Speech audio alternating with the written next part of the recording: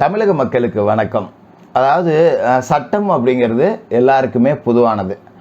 உங்களுக்காக இருந்தாலும் சரி, எனக்காக இருந்தாலும் சரி, ஏழைக்காக இருந்தாலும் சரி, பணக்காரனுக்காக இருந்தாலும் சரி, அன்னக்காவடியாக இருந்தாலும் சரி, அரசியலில் பெரிய தலைவராக இருந்தாலும் சரி, சட்டம் அப்படிங்கிறது பொதுவானது அப்படின்னு தான் நம்ம படிச்சிருக்கோம். அப்படி தான் நம்ம சட்டம் அப்படிங்கிறது வகுக்கப்பட்டுச்சு. ஆனால் இன்னைக்கு அப்படி இருக்கா அப்படின்னா அதை உங்களோட பார்வைக்கே நாம் விட்டுருவோம்.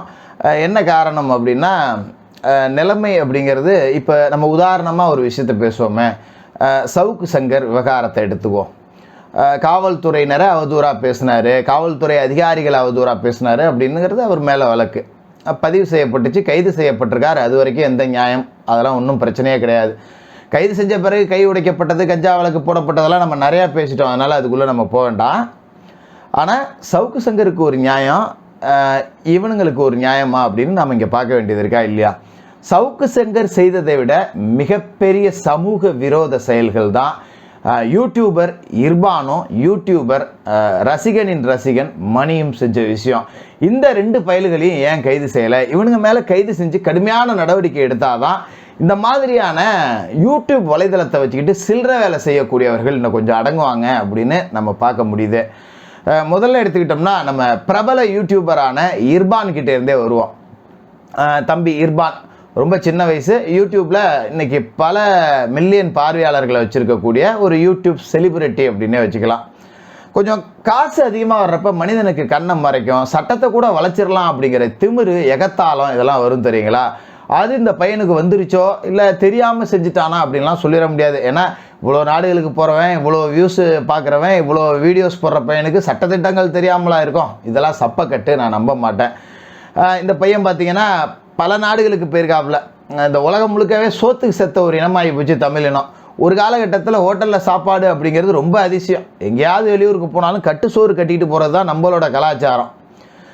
இன்றைக்கெல்லாம் பார்த்தீங்கன்னா ஹோட்டலில் சோறு தான் அதிகமே திங்கிறாங்க. இப்போ அது கூட ஹோட்டலில் போய் வாங்குறது இல்லை, ஜொமோட்டோ, ஸ்விக்கி அப்படின்னு சொல்லி ஆர்டர் போட்டு சாப்பிட்டுட்டு இருக்காங்க. இந்த கம்பெனியை சேர்ந்த சீனாக்காரன் சொல்கிறான், இன்னும் 20 வருஷத்துக்கு பிறகு இந்தியாவில் எவன் பிரேக்ஃபாஸ்ட் என்ன சாப்பிடணும், எவன் லஞ்சு என்ன சாப்பிடணுங்கிறத நாங்கள் தான் முடிவு பண்ணோன்னு. அந்த அளவுக்கு நாம் எல்லாமே ஹோட்டல் சோத்துக்கு செத்தவன் ஆகிட்டோம். இந்த பிரியாணி அப்படிங்கிற ஒரு கலாச்சார படையெடுப்பும் நம்ம மேலே திணிக்கப்பட்டுருச்சு. இதையெல்லாம் சாதகமாக பயன்படுத்திக்கிட்டு இந்த மாதிரியான யூடியூபர் ஹோட்டலுக்கு போய் உக்காந்துக்கிட்டு நல்லா ஓசியில் வளைச்சி தின்னுட்டு, ஆகா ஓஹோ பிரம்மாண்டம் செம்ம டேஸ்ட்டுங்க, மார்வலஸுங்க அப்படின்னு வீடியோ போட்டுறது. அங்கே நேரில் போய் தின்னு பார்த்தோம்னா நாய் கூட வாய வைக்காது, அந்த மாதிரியான டேஸ்ட்டில் தான் இருக்கும். இவங்க ஓசியில் திங்கிறதுக்காகவும் வியூஸ் போட்டு காசு பார்க்கறதுக்காகவும் தரமற்ற ஹோட்டல்களை எல்லாத்தையுமே ரெக்கமெண்டேஷன் பண்ணி அந்த கமெண்ட்ஸ்லேயே போய் பார்த்தீங்கன்னாலே தெரியும், காரி துப்பியிருப்பாங்க. நீ சொன்னேன்னு இந்த ஹோட்டலுக்கு வந்தேன்டா, மனுஷன் தும்பானடா இங்கே அப்படிங்கிற மாதிரியான கமெண்ட்டுகள் தான் நிறையா இருக்கும். அந்த மாதிரியான வீடியோக்கள் எல்லாம் போட்டு அப்புறம் கொஞ்சம் செலிபிரிட்டி ஆன பிறகு இப்போ வெளிநாடுகளுக்கெல்லாம் போய் வீடியோ போட ஆரம்பிச்சிட்டாரு, பல நாடுகளுக்கு போயிட்டார்.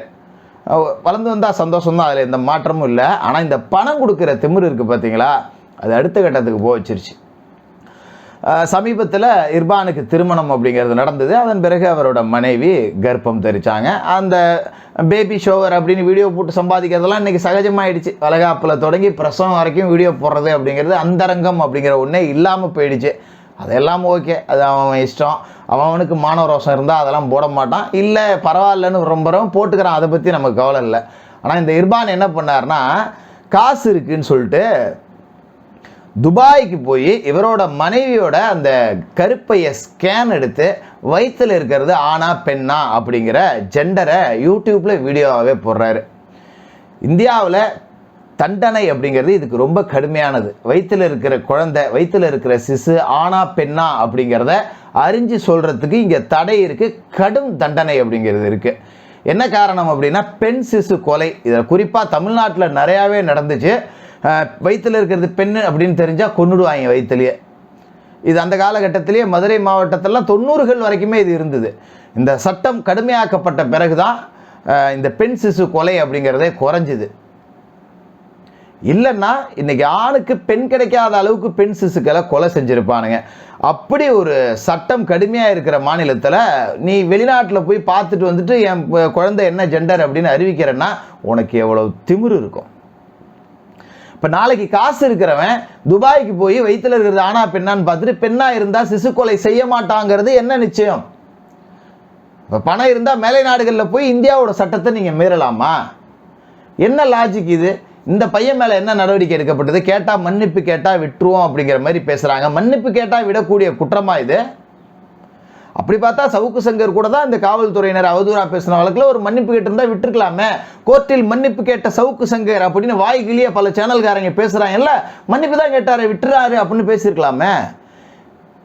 சவுக்கு சங்கர் செய்ததை விட பல மடங்கு மோசமான ஒரு சட்ட விதி மீறல், வருங்கால பெண் குழந்தைகளோட வாழ்க்கையவே பிறப்பையே கேள்விக்குறியாக்குற இர்பானை என்னைக்கு பிடிச்சி உள்ள போட போறீங்க ஆபீசர் அப்படின்னு கேட்டுக்கிட்டு இந்த மேட்டரை முடிச்சிருவோம். அடுத்ததா ரசிகனின் ரசிகன் மணி. இதெல்லாம் நமக்கு பேசுறதுக்கே கொஞ்சம் அசிங்கமாக இருக்கு. இந்த பையன் வந்து என்ன பண்ணான் அப்படிங்கிறதெல்லாம் உங்களுக்கு தெரியும். அந்த கருமத்தெல்லாம் நம்ம சேனலில் பேச வேண்டாம். இவன் ரசிகனின் ரசிகன் அப்படின்னு ஒரு சேனல் ஒன்று வச்சுக்கிட்டு இந்த ஷார்ட் ஃபிலிம்லாம் போட்டுக்கிட்டு இன்ஸ்டா ரீல்ஸ்லாம் எடுத்து போட்டுக்கிட்டு இவரும் ஒரு பிரபலமான யூடியூபர், இன்ஸ்டா இன்ஃப்ளூயன்சர் அப்படின்னே கூட வச்சுக்கலாம். இவர் பெரிய கருத்தியல் தாங்கி தமிழ் குடிதாங்கி அப்படின்னு பெண் கல்லூரிக்கு இவரை சீஃப் கெஸ்டெல்லாம் கூப்பிட்டு போகிறாங்க. அந்த கல்லூரி வச்சுருக்கவங்களாம் படித்து தான் உண்மையிலேயே கல்லூரி வச்சானா இல்லை என்ன ஜென்மங்கன்னே தெரியல. ஒரு நியாயம் வேணாம். ஒரு கல்லூரிக்கு சீஃப் கெஸ்ட்டாக போகிறேன்னா அதுக்குன்னு ஒரு தகுதி வேணும், சரிங்களா? இப்போ பொறாமையில் பேசுகிற கூட என்னெல்லாம் வந்து இப்போ யாராவது ஒருத்தர் சீஃப் கெஸ்ட் அப்படின்னு கூப்பிட்டாங்கன்னா அந்த இவ்வளவுக்கெல்லாம் நான் ஒர்த்து இல்லையா அப்படின்னு சொல்லிட்டு எனக்கே தெரியும். நம்மளோட உயரம் நமக்கு தெரியாதா? நீ என்ன சாதிச்சிட்டேன்னு இவனெல்லாம் கூப்பிட்டு போய் சீஃப் கெஸ்ட்டாக வச்சு நடத்துறீங்க. இப்போ இவன் செஞ்ச சம்பவங்களை பார்த்தீங்களா? பெண்களை ஆபாசமாக வீடியோ எடுத்து ஆபாசமாக வீடியோ காலில் பேசி இன்னும் கண்ட கன்றாவி எல்லாத்தையும் எடுத்து அதையும் இப்போ மேட்ரு எல்லாமே ரிலீஸ் ஆகி இதில் ரொம்ப பீத்தலாக ஒத்துக்கிறான். எனக்கு வந்து அந்த கால் வந்து இந்த மாதிரி கால்னு தெரிஞ்சு தான் நான் அட்டன் பண்ணேன், 4 பேருக்கு வார்ன் பண்ணணுங்கிறதுக்காக தான் செஞ்சேன். அதாவது இப்போ கல்லூரி பெண்கள் அப்படின்னு வச்சிங்களேன், 18 வயது பூர்த்தியடையாத பெண்களும் ஃபஸ்ட் இயர்லலாம் படிச்சுக்கிட்டு இருப்பாங்க, உங்களுக்கு தெரியும். 16 வயசு கடைசியில் கூட போய் சேருவாங்க, 17 வயது பெண்கள் சேருவாங்க.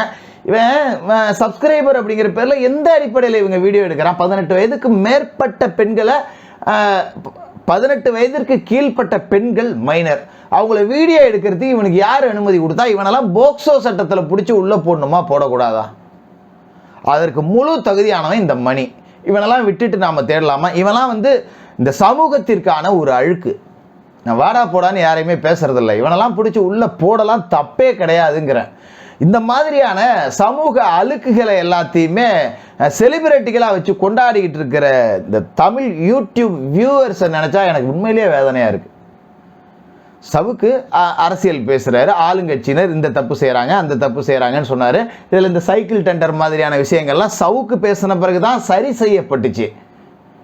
அது மாதிரி பேசக்கூடியவர்களை எல்லாத்தையும் பிடிச்சி பொய் வழக்குகளில் உள்ள போட்டு யாரும் குறை சொல்ல முடியாத ஒரு ஆட்சி நடத்துகிறோம் அப்படின்னா என்ன நியாயம் இது? குறை சொன்னாதான் பிடிச்சி கையை காலை உடைக்கிறீங்களே, குறை சொன்னாதான் பிடிச்சி கஞ்சா கேஸ் போடுறீங்களே. எதை வச்சு உங்களை நம்பி குறை சொல்கிறது? நல்ல மனிதனாக இருந்தால் குறை சொல்கிறத பார்த்து அப்படியாப்பா இந்த குறைகள்லாம் இருக்குல்லாம் நிவர்த்தி பண்ணுங்கப்பா, அதிகாரிகள்லாம் கொஞ்சம் வேலை வாங்கப்பா அப்படின்லாம் செஞ்சுருக்கணும். குறை சொல்கிறவன் மேலே கஞ்சா கேஸ் போடுறது, குறை சொல்கிறவன் மேலே கையை காலை உடைக்கிறது, இதுக்கு பேர் தான் யாரும் குறை சொல்ல முடியாத ஆச்சா? குறை சொன்னால் வாயிலேயே குத்துவேன்னா அப்புறம் எவன் சொல்லுவான்? அதிகார வர்க்கத்தையும் அரசாங்கத்தையும் எதுக்கக்கூடிய அளவுக்கு இங்கே எவனுக்கு திராணி இருக்கு? எவனுக்கும் கிடையாது. எவனோ சவுக்கு மாதிரி ஒருத்தன் முளைச்சி வந்தான்னா நியாயம் பேசுனா வாயில தாண்டா குத்துவேன் அப்படின்னா அப்போ நியாயம் பேச ஆட்கள் இல்லாமல் போயிடும். அப்போ இந்த மணி மாதிரியான யூடியூபர்கள் மட்டும்தான் இருப்பாங்க. இவங்க தான் சீஃப் கெஸ்டாக கொண்டாடப்படுவாங்க. சமுதாயம் சீர்கெட்டு தான் போகும். இதுக்கு என்னதாங்க முடிவு? இந்த மாதிரியான நபர்களெல்லாம் நிச்சயமாக கடுமையாக தண்டித்து தடை செய்யணும் அப்படிங்கிறது தான் என்னோட முக்கிய கோரிக்கை அப்படின்னு சொல்லி இந்த வீடியோவை நிறைவு செய்கிறேன்.